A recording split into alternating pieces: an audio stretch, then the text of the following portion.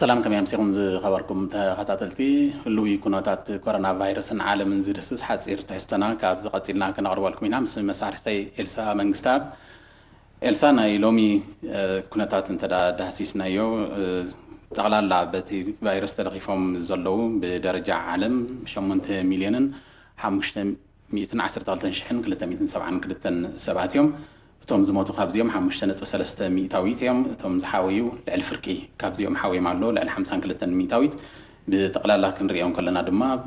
بمريحنت إذا توزلا حجون أمريكا ببزح استلف مالتي دحريا برازيل كم تقرر لان تدا قصيلا بزقربا اوان ان امريكا ون كتحلفا تخيليا دحريا روسيا دحريا هندي درجه افريقيا تداري ناي دما بزح استلفو 371 شحن 529 يوم زموتو 7 شحن 299 كوينم አለው ኣብዚ ድማ ደቡብ አፍሪካ ያ ዝበዝሐ ተለኺፎም ማዘለው ግብጽ ድሕሪያ ትስዕብ ድሕሪያ ድማ ናይጄሪያ ናይ ገራብታ ሃገርና ጽንሒልና ክንምለሰይና ናብ ካልእ ክንከይድ حراي بيتروس يعني لي كم نايلوم أنتي كوفيد أسرت شعت كوفيد أسرت شعت مدهنيت المركب بس نفلت أسوين تمرمرت حكمنا استفل عليه مزنعتات يوم ذكايد زلو انت خونه جن كسب حجي مدهنيت يكون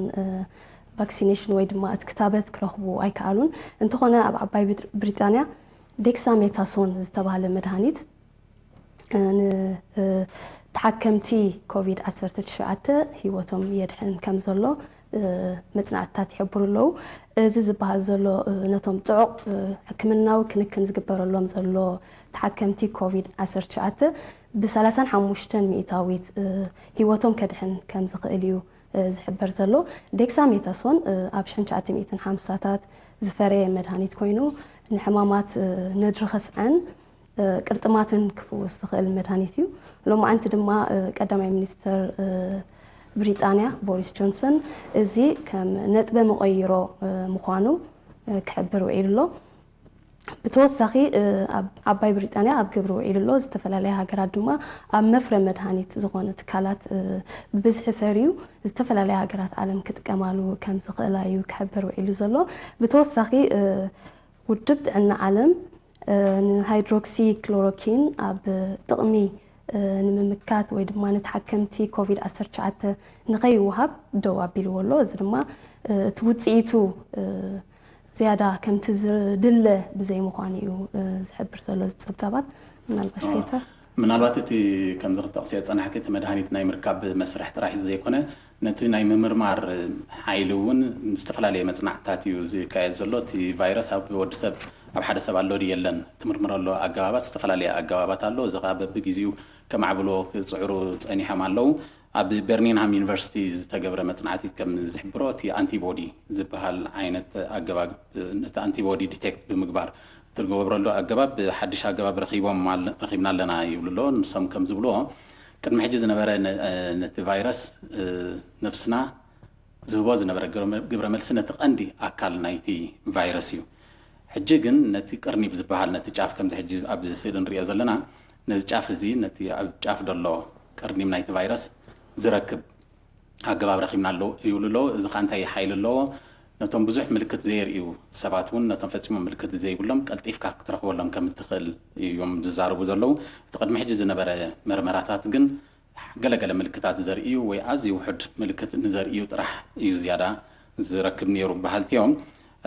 اذا كانت سنسيتيفيتي ناتو وي دما تناي مركب تخولو 98 مئتاويتيو يبللو سلازي بحجي دحري ورحي ابيلي زياده بزرقها كلوا بدرجه علم وي تمرمراك سفح إذا خا بزحات سبات عدست سبات كنركب كخلنايو مالتي إذا خا أنت هي بكعدل نتي ناي مقصارو تقولها كسفحيو مالتي سلازي إذا حدش رخبت زي نطبع مغيرو مخانوها يقلت الله راي أبتا كاليت زينا مسكر أب تشاينا حدثي قديات كورونا فيروس ركبوا سلازلو تهاجر لعل ملكفتي كوفيد 19 كاب قصصر وصاي نخيكون بمسغا ابيات تمرتي ناي سبورت نطفتات اصين او قنينالوا نزي بتوسخي نا بيجين زغبر زنبر برراتاتون بسوس ساميتاويت كم زغدل غيرالا بتوسخي اب كتما بيجين نشو 700 سبات ወይ ዜጋታት ንኽትምርምር ወሲና ኣላ ዛጊት ኣብ ዝሓለፈ 4 መዓልታት ን356 ሽሕ ዜጋታታ ከም ዝመርመረት እዩ ዝሕበር ዘሎ እዚ ዳግማይ መልከፍቲ ንብዙሓት ሃገራት ኣሻቒሉ ዘሎ ምስቲ ምኽፋት ናይቲ ዝጸንሐ እገዳታት ዝመጽእ ዘሎ እዩ ናብ ጎረባብቲ ሃገርና እንተ ደኣ ኸድና ቁርብ ምናልባት ምዝ ናይ ኩነታት ናይ ሃገርና እውን ዘሎ ጽልዋ ርኢና ነተን ክልተ ሃገራት ዝያዳ ኣዕሙቕ ኣቢልና እንተ ደኣ ርኢና እየን ከመይ እዩ ነይሩ እቲ ኣካይዳ ክንድህሰን ክንፍትን ጽቡቕ ይመስለኒ ብሓፈሻ ናብ ብሱዳን እንተ ደኣ ጀሚርና ኣብ ሱዳን እቲ ናይ መጀመርታ በዚ ቫይረስ ዝተለኽፈ ሰብ ب13 መጋቢት ተረኺቡ ሓደ ሰብ ነይሩ ኣብ ኢትዮጵያ እውን ተመሳሳሊ ኣብ ሓደ መዓልቲ እየን ብ13 መጋቢት ሓደ ሰብ ተረኺቡ ከምዚ ንሪኦ ዘለና ድሕሪ ወርሒ ኣብ ሱዳን 29 ሰባት ኮይኖም እታ ሚያዝያ ክትውዳእ እንከላ 30 ሚያዝያ ማለት እዩ እቲ ቁፅሪ ናብ 442 ሰጊሩ ወይ ዓሪጉ ካብ ሚያዝያ ካብ 30 ሚያዝያ ክሳብ 30 ግንቦት ኣብ ዘላ ሓደ ወርሒ ከዓ እቲ ቁፅሪ ናብ 4800 ሰባት እዩ ዓቢ ሕጂ ሎሚ ክንሪኦም ከለና ድማ ገና ኣብ መፋርቕ ግንቦት ኢና ደለና 18 ሰነ ኢና ደለና 820 በፂሕሎ ስለዚ እቲ ቁፅሪ ብተዓጻጻፊ እናዓበየ ይኸይድ ከም ዘሎ የርኤካ ኣብ ሱዳን ናይ ኢትዮጵያ ብተመሳሳሊ ብ13 መጋቢት እዩ ሓደ ሰብ ተረኺቡ ድሕሪ ወርሒ 13 ሚያዝያ 74 ሰባት ኮይኖም 30 ሚያዝያ ድሕሪ ወርሒ ማለት እዩ ኣብ ሚያዝያ ምዛሙ ማለት እዩ 131 ሰባት ኮይኖም ሚያዝያ ተወዲኡ ግንቦት ኣብ ዝውዳእሉ ዝነበረ ወርሒ ኸ ቁፅሪ ናብ 1063 ክቢሉ ሕጂ ኣብ 18 መዓልቲ ማለት ካብ 30 ግንቦት ጀሚርካ ክትሪኦም ከለኻ ቁፅሪ ኸ ሕጂ 3954 ሰባት በፂሖም ኣለዉ ብጠቕላላ ኣብ ሱዳን ዝሞቱ 487 እዮም ኣብ ኢትዮጵያ ጠቕላላ ዝሞቱ 65 ሰባት እዮም ሎሚ ጥራይ ኣብ ኢትዮጵያ 195 ሰባት በቲ ቫይረስ ተለኺፎም ኣለዉ ኤርትራ እቲ ናይ መጀመርታ ግዳይ ብ21 መጋቢት ወይ ድማ በቲ ቫይረስ ተለኽፈ ሰብ እዩ ነይሩ ድሕሪ ወርሒ ኣብ 39 ሰባት ክቢሎም ማለት እዩ ብጠቕላላ ድሕሪ ጠጠው ኢሉ ድሕሪ ምጽናሕ ከምዚ ኣብ ዜና ክንከታተሎ ዝቐነና ብ10 ሰነ 41 ሰባት በፂሖም ሕጂ ኸኣ 142 ሰባት በፂሖም ኣለዉ ጅቡቲ ጠቕላላ ዝተለኽፉ 4557 እዮም ዘለዉ እቶም ዝሞቱ ድማ 43 የመን ጠቕላላ ዝተለኽፉ 902 እዮም ዘለዉ እቶም ዝሞቱ 244 እዩ ዘሎ ስለዚ እቲ ቁፅሪ ከምቲ ኩሎም ሞያውያን እውን ኣብ ስራሕ እናመፁ ክገልፆ ፀንሑ እዚ ኤክስፖኔንሻል ዝብሎ እቲ ኣካይዳ እቲ ቫይረስ ቀስ ኢሉ ዝፀንሕ ዳሕር ሃንደበት እዩ ዝዓርግ ስለዚ ኣዝዩ እቲ ምቁፃርን እቲ ጥንቃቐን እቲ ርሕቀትካ ምሕላው ዝበሃል እቲ ፅሬት ዝበሃል ኣዝና ክንጥንቀቐሉ ከም ዘለና መዘኻኸሪ ዝኸውን እዩ ራይ ፒተር ፅቡቕ ምናልባሽ ብኣሜሪካውያንን ቻይናውያን ስነ ፍልጠታውያን ዝተኻየደ መጽናዕቲ ኣሎ ኮቪድ-19 ኣብ ቤትና ክሳብ ክንደይ ክመሓላለፍ ይኽእል ዝብል መጽናዕቲ እዮም ኣበጊሶም እዚ ድማ 350 ተሓከምቲ ኮቪድ-19 ምስ 200 ዝኾኑ መቕርቦም ዝገበርዎ መጽናዕቲ እዩ ኣብቲ መጽናዕቲ ኮቪድ-19 ካብ ምናልባሽ ካብ ሳርስ ወይ ካልኦት ሕማማት ብዕፅፊ ኣብ ቤትና ከም ዝላገብ እዮም ዝሕብሩ ዘለዉ ምናልባሽ ኣብቲ ዝተኻየደ መጽናዕቲ ምስ እንርኢ ምሳና ወይ ድማ ካብቶም ተሰከምቲ ኮቪድ-19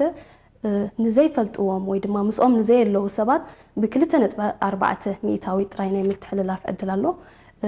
ኣብ ቤቶም ምስኦም ዘለዉ ድማ እቲ ሚእታዊት ናብ 17.1 ይዓርግ ማለት እዩ እዚ ማለት ካብ 6 ሰባት ንሓደ ትለክፍ ኣለኻ ማለት እዩ ስለዚ እዚ ዘዛኒ ነገር ኣይኮነን ኣብ ቤትና ልዑል ጥንቃቐታት ክንገብር ከም ዘለና ዝሕብረና እዩ ብተወሳኺ ነቶም ምልክታት ዘይብሎም ሕሙማት ኮቪድ-19 ድማ ብዝግባእ ክውሸቡ ከም ዘለዎም ዝሕብር ዝያዳ ከም ዝደበልከዮ ዝያዳ ብዕርክነትን ኣብ ስድራ ቤታትን እዩ ዝያዳ ዝበዝሕ እቲ ቫይረስ ወይ እቲ ናይ ምትሕልላፍ ተኽእሎ ምናልባት ናይ መወዳእታ ሕፅር ዝበለት ዜና ክትኮን ትኽእል ከም ኣብ ታይላንድ ከም ንፈልጣ ናይ ቱሪስት ቦታ እያ ብዙሓት ነፈርቲ ከዓ እየን ዝንቀሳቐሳ ምክንያቱ ቱሪስት መብዛሕትኡ ግዜ ብነፈርቲ እዮም ዝንቀሳቐሱ ምዚ ኩነታት ግን ኩለን ነፈርቲ ምንቅስቓስ ጠጠው ኣቢለን ፀኒሐን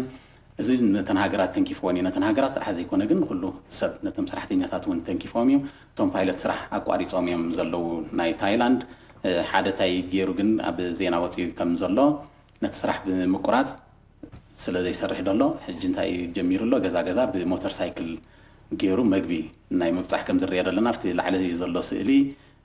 ፓይሎት ኣብ ዝነበረሉ እዋን እዩ ሕጂ ግን ሞተር ሳይክል ገይሩ ገዛ ገዛ የብጽሕ ኣሎ ንሱ ጥራይ ዘይኮነ ካልኦት 50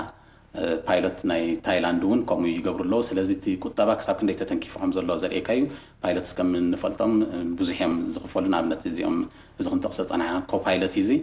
ንወርሒ 6,000 ክሳብ 8,000 ዶላር እዩ ዝኽፈል ነይሩ ሕጂ ግን $100 ንወርሒ ዝረኽበላ ስራሕ እዩ ጀሚሩ ዘሎ ከምዚ ምስሊ ዝረአ ዘሎ ኢደይ ኣጣሚረ ኮፍ ክብል ላይ ዘለኹን ስድራይን ነፍሰይን ክሕግዝ ተደኣ ኮይነ ከምዚ ክገብር ኣለኒ ንብል ስለዚ ተቆጠባ እውን ክሳብ ክንደይ ተተንኪፉ ከም ዘሎ ሰብካ ይባላሓት ከም ዘሎ ልክዓ ከምተና ሃገራት ይባላሓት ከም ዘሎ ዘርኢ እዩ ምናልባት ኣብ ዘላትና ሓንቲ ደቂቕ ተወሳኺ ተላት ክእልሳ ሓራይ ጴጥሮስ ኮቪድ-19 ንዝተፈላለዩ መራሕቲ ሃገራት እውን ዘይገደፈ ሕማም እዩ ኣብ ዝሓለፈ ኣብዚ ሒዝናዮ ዘለና ሰሙን ፕሬዚደንት ሆንዱራስ ጁዋን ኦርላንዶ ሄርናንደዝ ብኮቪድ-19 ተታሒዙ ኣብ ክንክን ሕክምና እዩ ዝርከብ ዘሎ በዓልቲ ቤቱ ኣና ጋርሽያ እውን ምስኡ ተለኺፋላ እንትኾነ ኣብዚ እዋን እዚ ኣብ ድሓን ኩነታት ከም ዘሎ እዮም ዝሕብሩ ዘለዉ ኣብ መወዳእቱ ኩሉ ሰብ ክጥንቀቕ ከም ዘለዎ እቲ መልእኽቲ ኤልሳ ዝኸበርኩም ተኸታተልትና ናይ ሕጂ ትሕዝቶና ኣብዚ ዛዚምና ኣለና ስለመከታተልኩም ኣዝና ነመስግን ሰላም